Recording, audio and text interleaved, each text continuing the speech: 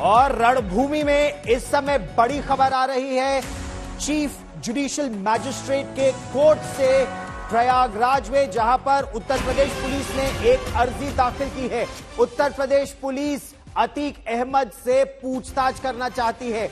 अतीक अहमद से पूछताछ को लेकर थोड़ी ही देर में सीजेएम यानी चीफ जुडिशियल मैजिस्ट्रेट की अदालत में सुनवाई होगी। सीजेएम कोर्ट में पूछताछ को लेकर दाखिल हुई अर्जी, असल में जो उत्तर प्रदेश पुलिस है वो उमेश पाल हत्याकांड को लेकर पूछताछ करना चाहती है। माफिया डॉन से नेता बने अतीक अहमद से उमेश पाल हत्याकांड मामले में अतीक अहमद पर शिकंजा कसता जा रहा है। उमेश पाल की पत्नी ने नामजद एफआईआर दर्ज कराया था अतीक अहमद के खिलाफ। इसी मामले में अतीक अहमद की जो पत्नी है शाइस्ता परवीन, वो फरार बताई जा रही है।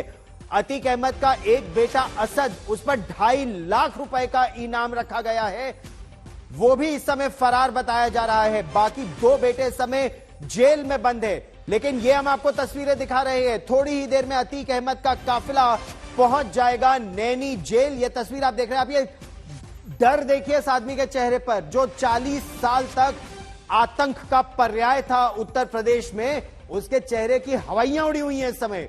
और समर्थ श्रीवास्तव मेरे सहयोगी हमारे साथ जुड़ रहे हैं। समर्थ, आप लगातार इस काफिले के साथ चले हैं, साबरमती से नैनी तक का यह सफर, लेकिन आप यह बताइए कि कितना महत्वपूर्ण है कल जो अदालत में सजा सुनाई जाएगी, या यह कहे जो फैसला आएगा।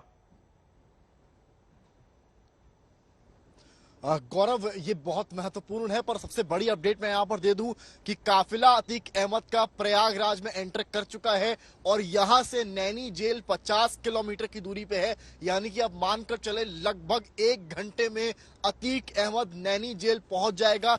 चित्रकूट हम पीछे छोड़ आए हैं और चित्रकूट के बाद अब प्रयागराज में एंटर कर चुके हैं और हमारे ठीक आगे अतीक की गाड़ियां भी, अतीक जिस गाड़ी में बैठा है, जिस वज्रवाहन में बैठा है, वो भी मौजूद हैं। तो बड़ी खबर ये है कि प्रयागराज यानी कि साबरमती जेल से चला चला कल शाम 6 बजे का अब लगभग 4:30 बजे तो प्रयागराज पहुंचा अतीक अहमद का काफिला। कल 5:45 बजे साबरमती जेल से निकला था यह काफिला। उदयपुर, चित्तौड़गढ़, कोटा होते हुए फिर झांसी पहुंचा, चित्रकूट पहुंचा और अब प्रयागराज में दाखिल हो चुका है। बस 50 किलोमीटर की दूरी अब बची है नैनी जेल तक। समर्थ, एक बार फिर आपके पास आ रहे हैं। ये जो पूरा सफर रहा, काफी परिवर्तन नजर आया। आपने बार बार बात करने का प्रयास किया अतीक अहमद से। अतीक अहमद के चेहरे पर कैसे हवाइयां उड़ी थी साबरमती जेल के सामने कि एक तरह से उसको धकेलना पड़ा था, उस वज्रवाहन के अंदर जाने को तैयार नहीं लग रहा था।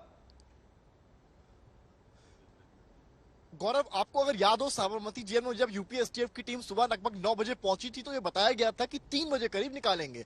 उस वक्त इतनी बातें अतीक अहमद के द्वारा कही गई कि मेरी तबीयत नहीं सही है। उनके वकीलों ने भी उसके वकीलों ने भी तमाम इस तरह की बातें कही, जिसकी वजह से वो टाइम एक्सटेंड होकर 5:45 हो गया। पर क्योंकि यूपी पुलिस के पेपर वर्क इतना मजबूत था, या यूं कहें कि एमपीएमएलए कोर्ट का जो ऑर्डर था जिसमें कि अशरफ और अतीक दोनों को फिजिकली अपीयर होना था, उसके चलते अतीक को आना पड़ा। एक विजुअल दिखाना चाहूंगा मैं, एक बार कैमरामैन नीरज को दिखाएंगे, क्योंकि आज तक ठीक पीछे है अतीक के वज्रवाहन के ठीक पीछे इस वक्त हम चल रहे हैं। और ये जो विजुअल मैं आपको दिखा रहा हूं, ये विजुअल है प्रयागराज डिस्ट्रिक्ट का, जहां हम चित्रकूट के बाद एंटर कर चुके हैं गौरव। और ये वो 2 वज्रवाहन है जिसमें अतीक अहमद की मौजूदगी है और उसके आगे और पुलिस की गाड़ियां लगातार सेफ्टी पर्पस से चल रही हैं।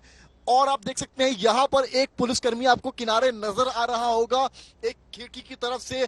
इसके आगे एक और गाड़ी है, अतीक अहमद उसमें सवार है। अतीक से कई दफा आज तक ने बात करने की कोशिश करी है। अतीक की हवाइयां उस वक्त से उड़ी हुई हैं जिस वक्त से इस वज्रवाहन में उसको बिठाया गया है।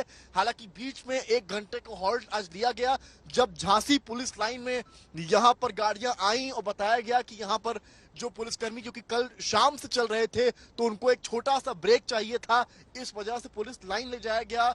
वहां ब्रेकफास्ट हुआ और उसके बाद पुलिस की टीम, जैसा कि आप विजुअल्स में इस वक्त देख पा रहे हैं, आज तक ठीक पीछे अतीक अहमद के उस गाड़ी के, उस वज्रवाहन के जिसमें अतीक अहमद सवार है। ये कितना खतरनाक था एक तरह से यूपी पुलिस के लिए भी मूवमेंट करवाना बाय रोड, क्योंकि ये इनपुट भी एजेंसी से था, जो यूपी पुलिस के एजेंसीज हैं उन्होंने ये बताया था कि अतीक के गुर्गे बीच में झांसी से इस काफिले को ज्वाइन कर सकते हैं। और हमें कई ऐसे लोग रास्ते में दिखाई पड़े जो मीडिया से तो नहीं थे, पर थोड़ा ऐसा प्रतीत होता था कि वो देखने समझने आए हैं कि आखिर गाड़ियां कहां जा रही हैं और क्या सब कुछ सही है या नहीं है। तो ये हालांकि जांच का विषय है, पर कई ऐसे चेहरे रास्ते में हम लोग को भी मिले जो मीडिया से बिल्कुल भी नहीं थे गौरव, पर वो ये देखना समझना चाह रहे थे कि आखिर गाड़ियां कहां जा रही हैं और सकुशल हैं कि नहीं हैं। और इसी के साथ अतीक का परिवार अभी भी पीछे पीछे चल रहा है अपने वकील के साथ, वो भी ये देखना चाहता है।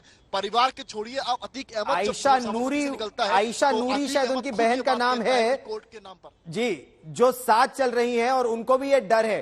अतीक अहमद को भी ये डर था कि कहीं अतीक अहमद का इनकाउंटर ना हो जाए रास्ते में, कहीं गाड़ी ना पलट जाए रास्ते में, यही डर उनकी बहन को भी था। उनको ये डर था, और केवल आयशा ही नहीं बल्कि फातिमा भी उस गाड़ी में मौजूद थी। फातिमा अशरफ की पत्नी है, जिसका इंटरव्यू आज तक ने किया था प्रयागराज में, और फातिमा ने बताया था फातिमा किस तरह से गिड़गिड़ा रही थी योगी सरकार से। और उस वक्त भी इंटरव्यू में आज तक के फातिमा ने कहा था कि योगी सरकार बहुत अच्छी है और हमें बहुत उम्मीद है गृह मंत्री अमित शाह से और योगी आदित्यनाथ से। पर इस तरह के लफ्ज तब निकले थे जब उनको लगा था कि अब शायद कोई भी बचने का तरीका नहीं है और उनको इस तरह की बातें बोलनी ही पड़ेंगी। उस वक्त असद को लेकर भी सवाल किया गया था, तो असद को लेकर उनका यही कहना था कि वो असद नहीं है। फिलहाल ये विवेचना का विषय है लगातार, क्योंकि असद का इन्वॉल्वमेंट यूपी पुलिस ने पाया है, पर अब कठिन समय पूरे परिवार के लिए आन पड़ा है, क्योंकि जिन घटनाओं में संलिप्त रहे हैं गौरव, आप समझ लीजिए 100+ केसेस होना एक बड़ी बात है।